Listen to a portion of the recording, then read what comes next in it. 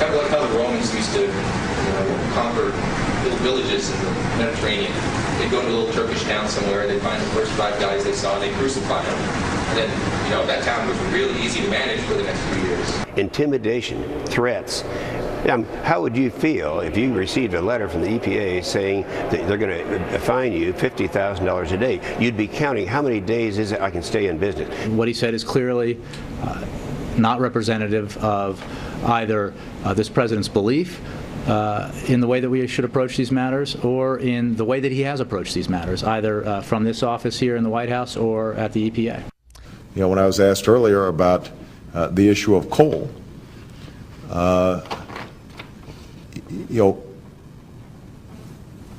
under my plan of a cap and trade system, electricity rates would necessarily skyrocket. Even, regardless of what I say about whether coal is good or bad, because I'm capping greenhouse gases, coal-powered plants, natural gas, you name whatever the plants were, whatever the industry was, they would have to retrofit their operations.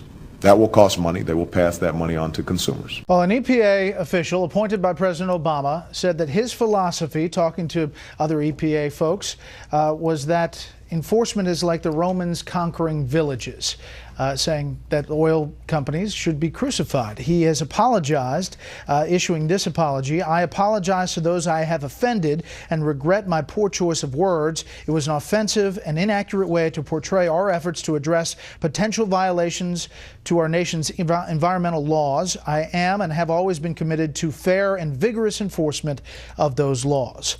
The EPA, under the Obama administration, has issued 75 major new regulations, annual cost of roughly $38 billion across the board. There are 219 regulations pending. Charles. Well, he says it was a poor choice of words. It was a perfect choice of words. He said exactly what he thinks. He said exactly what animates him and other people in Obama's EPA. He talked about he's saying, well, we really believe in all of the above, as Obama has said. In fact, and we heard Jay Carney saying that this doesn't reflect what we've done. He's completely wrong. Look what they have done on coal. A few weeks ago, EPA issued a regulation that will make it impossible for any American to open a new coal plant because of the regulations, and over time it will shut down the entire coal industry. It was overlooked because it was issued during the 3 days of oral hearings on Obamacare. But that is a fact. And then what we heard earlier in the show about oil, the regulations on refineries, hyper-regulation, which has led to the closure of 5 with 3 teetering on the edge.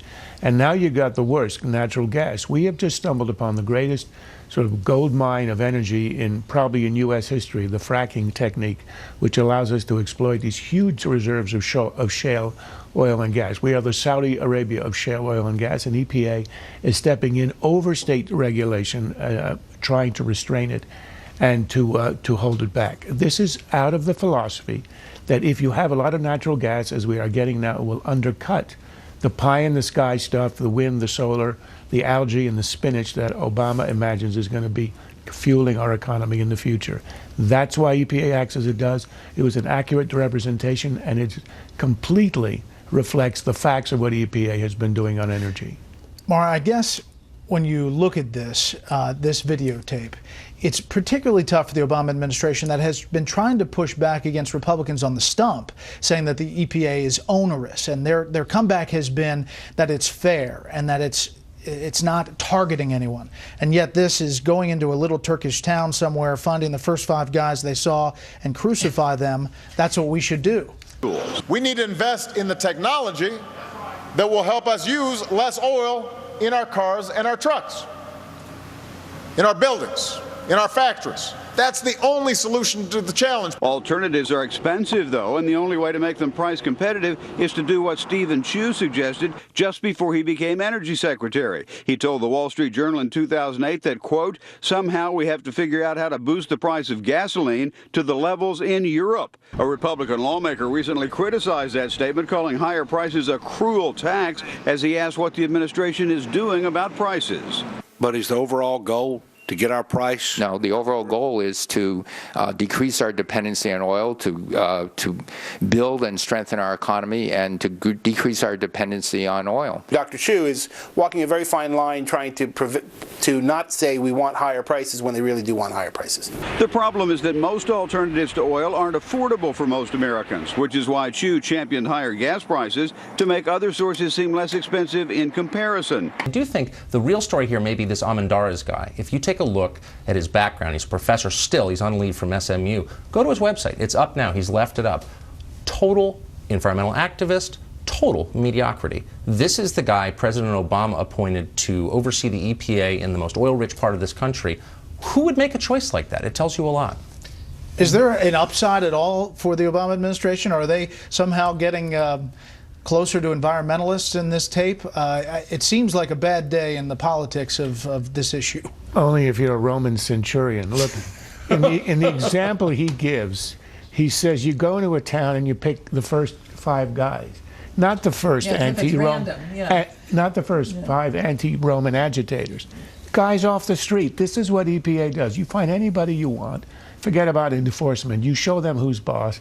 Everybody will knuckle under. This is lawless. It reflects exactly how Obama and his administrative agencies have been overriding the law for this entire term. And remember what Obama said to Dmitry Medvedev, his Russian pal. He said, after I'm elected, I'll have more room to maneuver. I'll be more flexible. Imagine how flexible he's going to be in honoring global warming and in killing the carbon-based energy in his second term. This is only a hint of what's to come. Mara, this... I understand how desperate folks are. I mean, I met a guy who couldn't go on a job search, had lost his job, couldn't go on a job search because of the high price of gas. Just couldn't fill up his tank.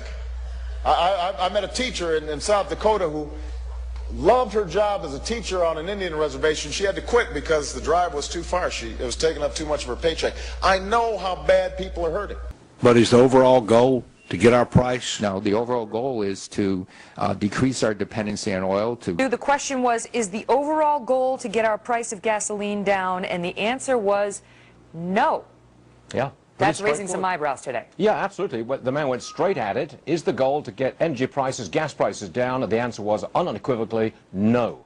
The president is stuck with an energy team that dates back to 2008. It's spearheaded by Secretary Chu. Back in those days, the goal was fighting global warming, using less oil. And actually in 2008, Secretary Chu said he wanted gas prices to go up to the European level. Well, the Secretary and the President are still in that mindset. What we are seeing is, a government run for the oil companies. Drivers are paying a heavy price for the administration's failure to enact a comprehensive energy strategy. Gas prices have more than doubled. I understand how desperate folks are. I mean,